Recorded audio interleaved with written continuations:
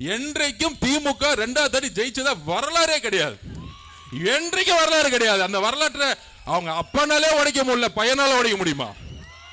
கலைஞராலே உடைக்க முடியல, ஸ்டாலினால உடைக்க முடியுமா? முடியவே முடியாது. அதுதான் வரலாறு சொல்லுது. கடைசியா ஒரு ட்ரை பண்ணி பார்த்தாரு கலைஞர். எப்ப தெரியுமா? 1984. ஏன்னா அப்ப எம்ஜிஆர் ஊர்ல இல்ல, வெளியூர்ல உடம்பு சரியாம படுத்துட்டு இருக்காரு. அப்போ ஒரு உருட்டு உருட்டுனாங்க. அண்ணன் செங்கோட்டை என்ன சொன்னார்? அந்த உருட்டை என்ன சொன்னாங்கன்னா, என்னுடைய நண்பர் தான் எம்ஜிஆர், அவருக்காக என்ன முதலமைச்சர் ஆக்குங்க, அவர் வந்தவன இந்த பதவியை திருப்பியும் கொடுத்துருவேன் அப்படின்னு சொன்னாரு. அந்த உருட்டு கூட மக்கள் நம்பாம படுத்துட்டு இருந்தவரை ஜெயிக்க வச்சாங்க. இதுதான் தமிழ்நாடு.